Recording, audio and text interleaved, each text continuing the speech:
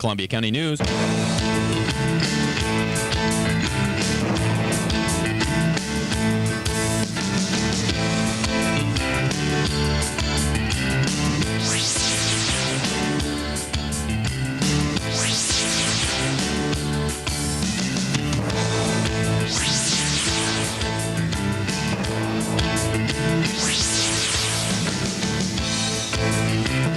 Wherever the story breaks, wherever the news goes, Columbia County News will bring it to you. With Debbie Corsilia and Mark Johnson with sports. And now, here's Debbie. Welcome to Columbia County News, the place for the latest in local information. I'm your host, Debbie Corsilia. To keep you in touch with your community, keep it right here. The September 13th meeting of the Columbia County Planning Commission was well attended.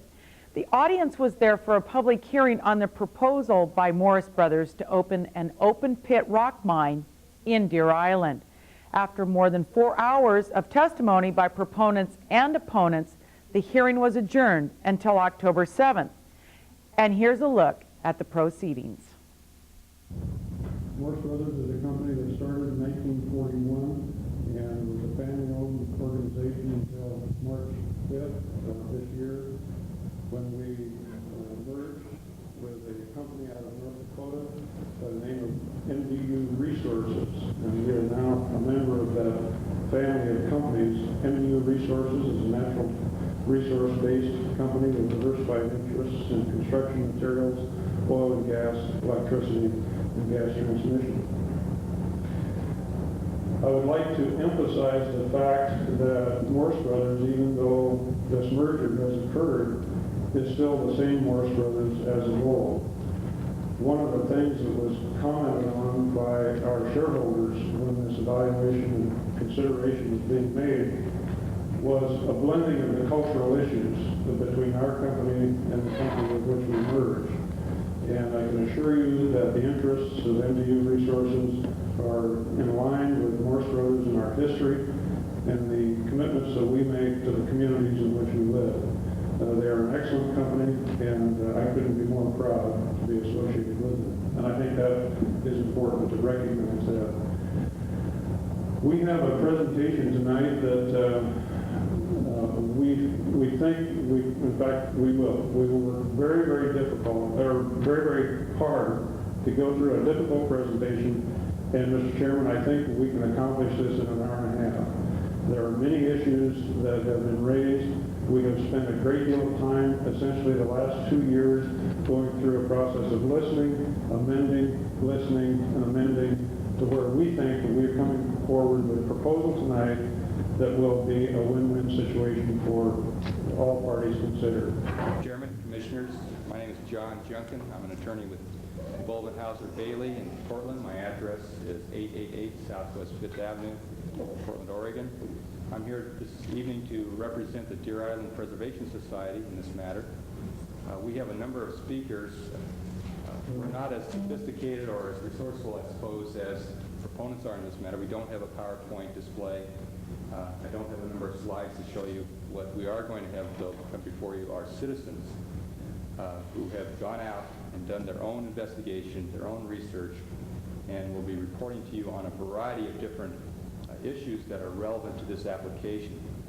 So my slides, for the purpose of a slideshow, would be, first of all, I'm going to ask Barbie Windsor to come up in a moment, who's going to give you a little background in regards to the Deer Island Preservation Society, how this got started,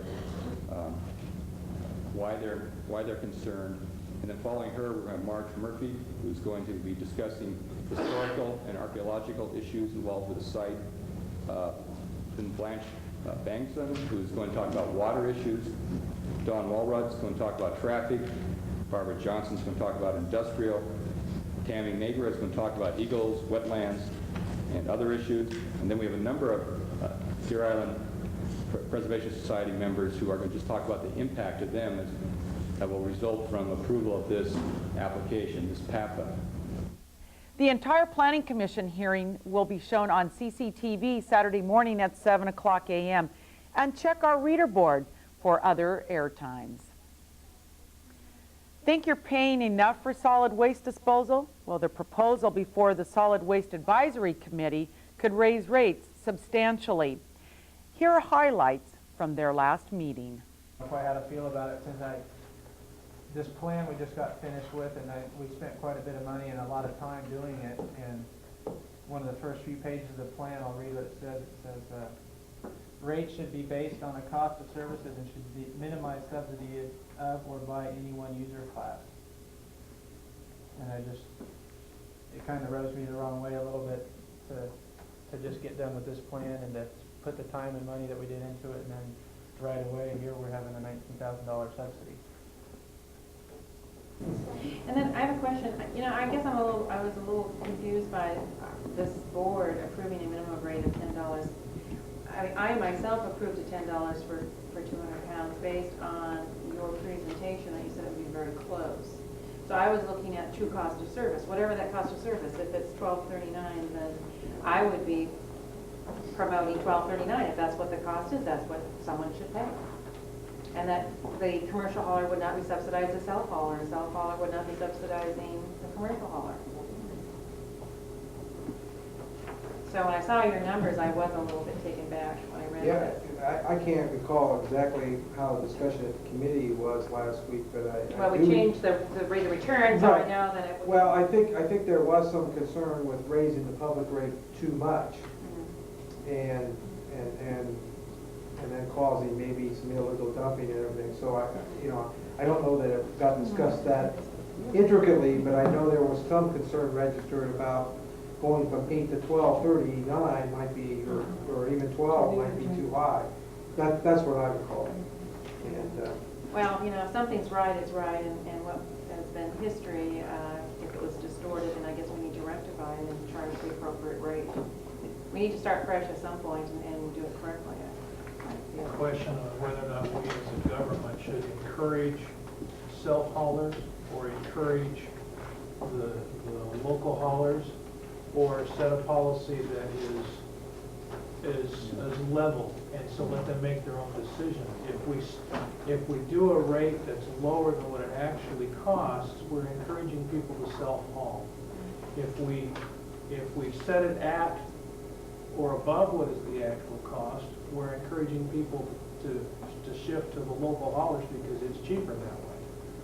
So if we want to be neutral and let the citizens determine whether or not they want to support a private business that's going to buy their place anyway, or they want to take 2 hours out of their day every Saturday to haul their garbage down to the transfer station, then that policy demands equal treatment. If we want to subsidize one over the other, then we have to adjust our rates one over the other. And I'm not sure that that's a policy call we ought to make. The Columbia County Commissioners have selected the contractor for the proposed county jail.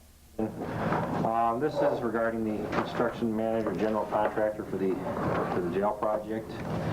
We received request proposals and we evaluated them and held interviews last week with 3 firms.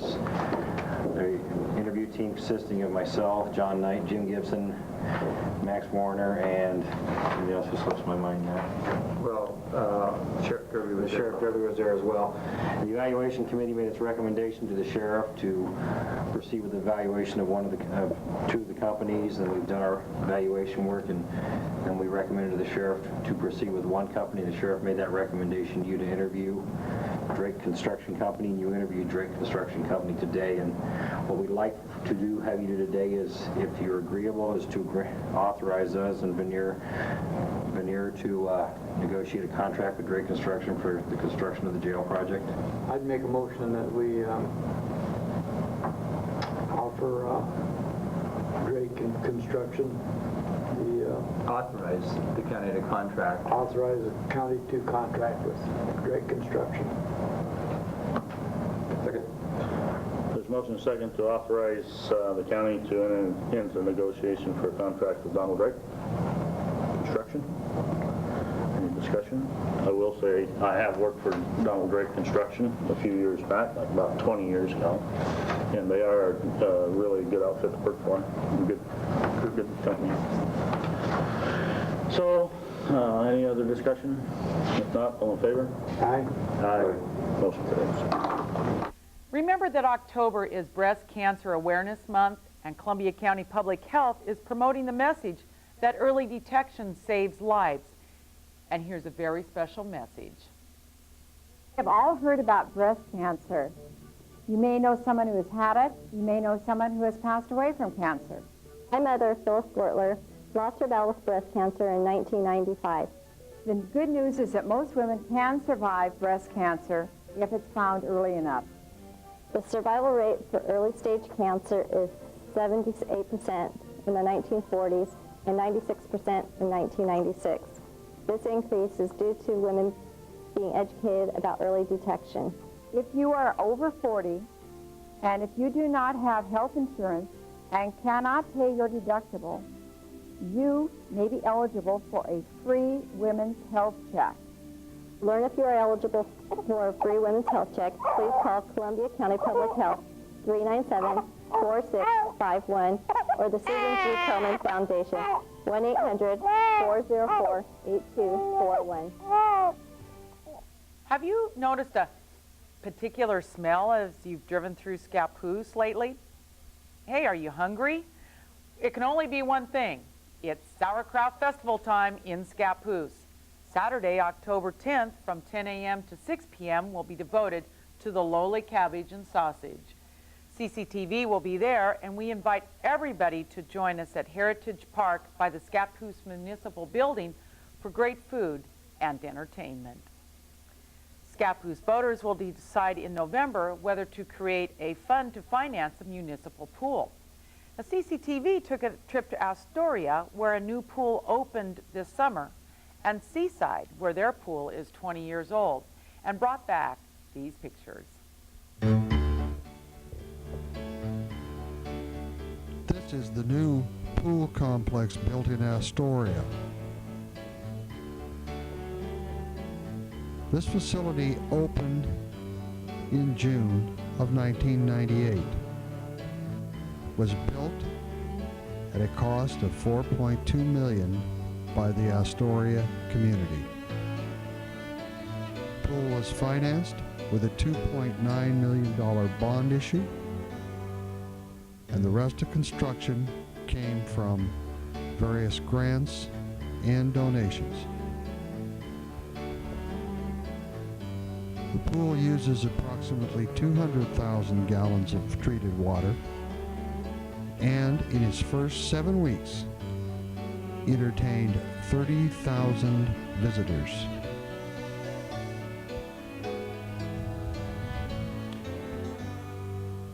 Uh, 35 part-time employees work at the Astoria pool.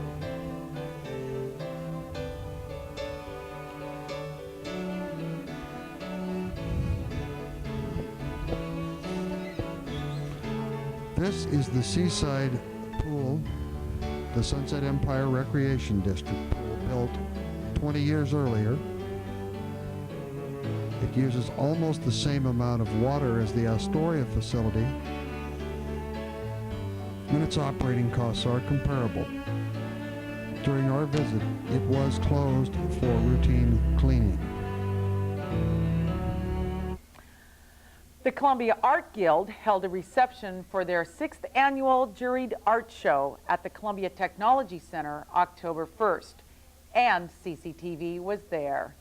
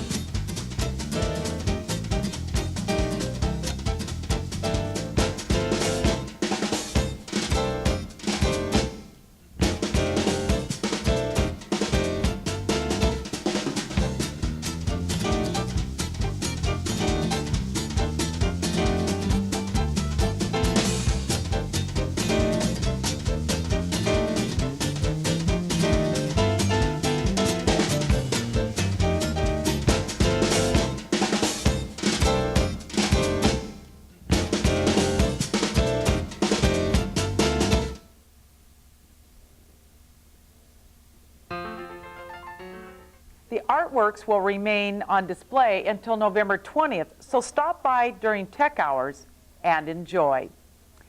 And now we just wanted to give you an update on the street dance that the Fireworks Committee held last Saturday, September 26th. The committee reports to us that they raised over $2,000 for the 1999 fireworks display. Joe and I attended the dance, and it was well attended by many citizens in the community, and the Wieners did a great job of playing. The Fireworks Committee would like to let you know that if you are interested in joining their group, you can call Billy Zell or Roberta Robinson. Congratulations, you guys, for doing such a great job, and we hope that you'll make your goal this year for the 1999 fireworks display. And now, here's what's featured at the Columbia Theater, and for more information regarding the show times, you can call them at 397-9791.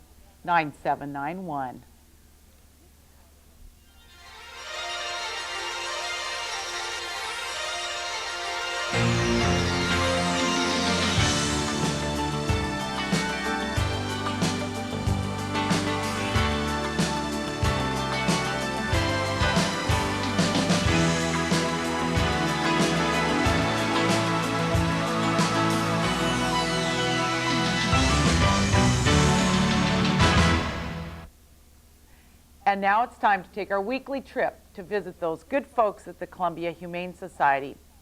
Now, if you've been thinking about getting a new dog or cat since the kids are back in school, we suggest that you adopt one rather than buy one. Here's Pet of the Week. Okay, we're ready. Hi, this is my little buddy from Columbia Humane Society, and his name is Silky. Silky is 5 years old, and he comes to us because his owner was elderly and could no longer care for him. She went into a nursing home. Silky is good with cats, kids, other dogs, and he's very affectionate. He's housebroken and loves the inside or the outside, so he could be either, although we're suggesting inside dog. Very good with seniors, and Silky's neutered and everything, and he is available from Columbia Humane Society, and we haven't set a price on him yet. The phone number for Columbia Humane Society is 397-4353. So if you know someone that's interested in a little Silky dog, and his name is Silky, then please give us a call. He is a little cutie, yeah. Real sweet. Oh, his hair just feels like silk. The name is fitting for him. How much did you say it felt like he weighed, Kathy? Because he said he felt really light. I think he might weigh 12 pounds maybe. He's a little dog. Our other resident from Columbia Humane Society, Dexter, is a year old. He's Dalmatian and what appears to be Aussie Shepherd mix. He likes kids, cats, other animals. And like I said, he's a year old. And he's current on all his shots, and he is neutered. Dexter can be adopted for $75 from Columbia Humane Society. Dexter is supposedly housebroken. He sees the kitties is why he's yeah, but he's used to cats. He's just curious. He just wants to go in and play with them. Yeah. What a beautiful very good face. With kids. Oh, he's pretty. He's just got gorgeous Dalmatian markings. Mm-hmm. Even though he's not a pure Dalmatian. Yeah. Oh, I see. He He's sees a nice the food dog. too. He's just really pretty. Dexter, he really does know his name. It's just and they don't get out all the time. So. He was only given up because he was a stray, and the people who found him and took care of him couldn't keep him. Yeah. So they he's not a bad boy. There, but he is current on the shots because they gave him to him, and he is neutered. And the number to call for Dexter is 397-4353, and that's Dexter is a resident of Columbia Humane Society. And now, here's Bruce Crawford with this week's Employment Division report. Hi, I'm Bruce with the Oregon Employment Department. We're located up at the old St. Helens Hospital next to the DMV. Our office hours are Monday through Friday, 8 a.m. to 5 p.m. I'd like to invite the public to come up and visit us if they're out looking for a job. We do have a job and career center that's available to the public. You don't have to be collecting unemployment benefits to utilize our resource room. If you're interested in other types of training, Management Training Corporation is also located in the same building as we are. They are a company that offers career counseling, job placement, vocational training opportunities, a variety of other services for those who meet certain eligibility requirements. If you're interested in applying for State of Oregon jobs, we do have informational workshops the first and the third Friday of each month. They are from 1 to 2 p.m. We do have a veterans representative also that is on site either here in St. Helens or in Astoria. He does cover both areas. It would be best if you called our office to find out which office he's going to be in and the times that he's available. Employers can contact our office for recruitment assistance. We can help you locate qualified workers for those new job openings that you do have. We do enter these people into computerized, we enter your jobs into a computerized data bank, and they are available for anyone to access anywhere in the state. Also, for those of you wishing information on economic conditions or labor market for our area, we do have a labor market specialist that is in our office. Her name is Evelyn, and you can give her a call at 397-4995. Her extension is number 36. If you can't remember that number or don't have anything to write that down with, just go ahead and give us a call and tell them that you'd like to speak to our labor market economist. Also, don't forget that we do have those free employment workshops that are on every Tuesday from 8:30 to 10:30, and they are open to the public. Again, you don't have to be unemployed or collecting unemployment to utilize our resources there. And now, how about an update for our jobs for the week? We have registered nurse. It's a part-time position, 30 hours a week in St. Helens. Requires a valid license and your own transportation to visit various clients in Columbia County. The job is assessing and developing care plans, teach and supervise ongoing care of clients receiving community-based care services. The pay is $17.92 per hour. Looking for a teacher's assistant, part-time in Scappoose, I believe. Pays $9.19 per hour, 10 hours per week. It's 2 hours per day, 5 days a week. Requires a high school diploma or GED and basic knowledge of office machines and ability to work with children, accurate typing, and computer skills. Office assistant 4, that's also $9.19 per hour. It's full-time, 40 hours per week in Scappoose. High school diploma or GED, and same requirements, only this is a full-time position. 8 hours a day, 5 days per week. Case advocate coordinator, $12.38 per hour, 40 hours per week, full-time for Clatsop, Columbia County. Driver's license is required. The job is recruiting, training, and support community volunteers to be advocates for abused and neglected children in the court system, be interacting with the court and community programs, raising funds, grant writing, and data collection. It requires a master's degree or equivalent combination of education and experience, valid driver's license, and your own vehicle.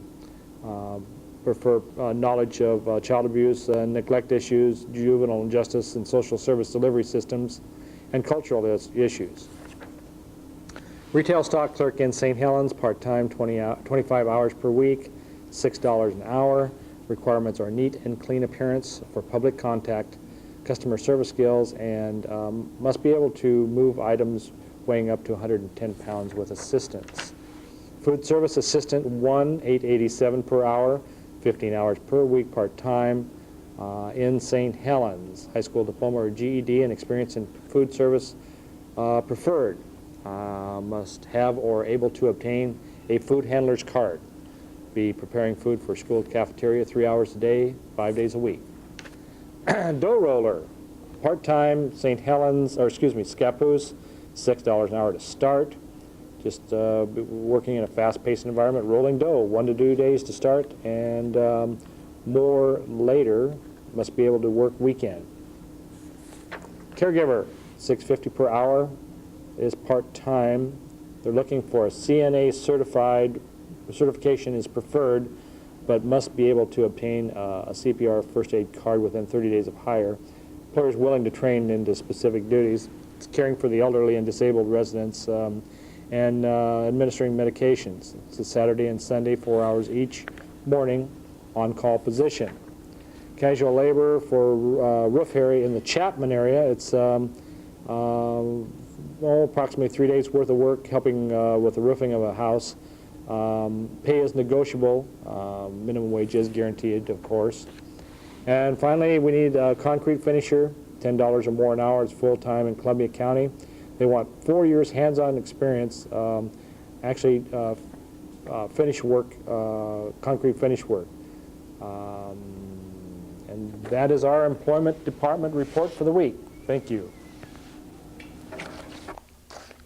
In a segment we call What's New, here's some of the latest breaking news bulletins from around the county.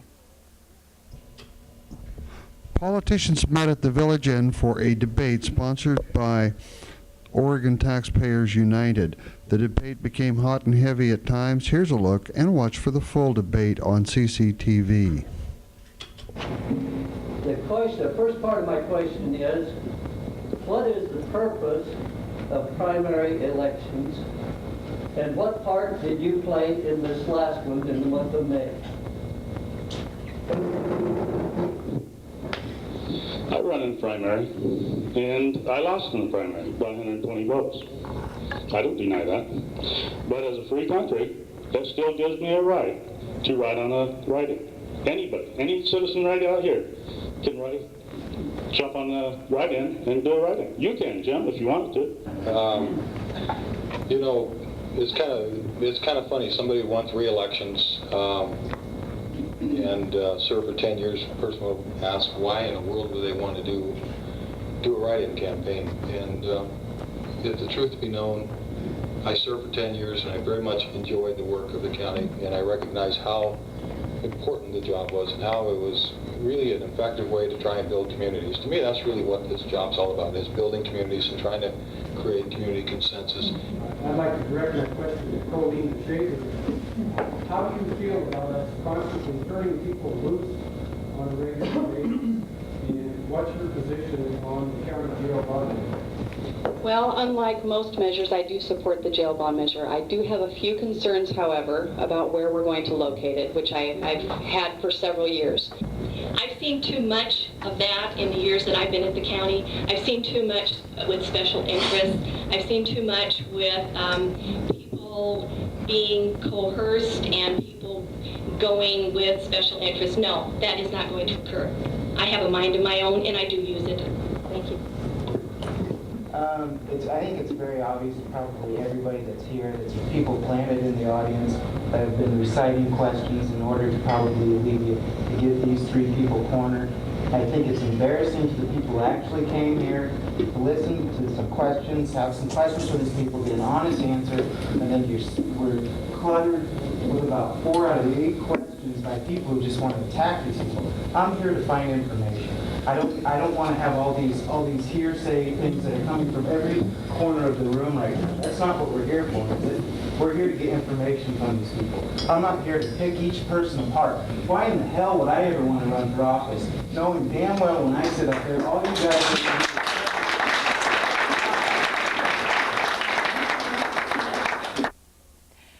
And for the latest in local sports, here's CCTV's own Chuck Purvis. Thanks, Debbie. Last Friday, the St. Helens Lions mauled the Rainier Columbians 56-0. The game got out of hand early, and St. Helens senior running back Josh Goff had a big day.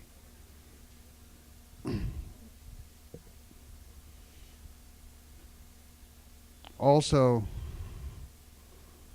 the Scappoose Indians met Seaside in Scappoose, and in that game, Scappoose was able to come out on top 22-0.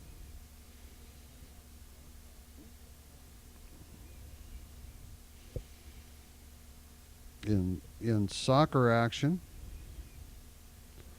the Scappoose Lady Indians defeated the St. Helens Lady Lions 1-0, and the Scappoose and St. Helens JV girls soccer teams fought to a 3-3 tie. This is Chuck Purvis for CCTV Sports. Back to you, Deb. Well, that's it for this edition of Columbia County News, and we want to thank you very much for watching. I'm Debbie Corsilia, inviting you back next week for more news from around the county.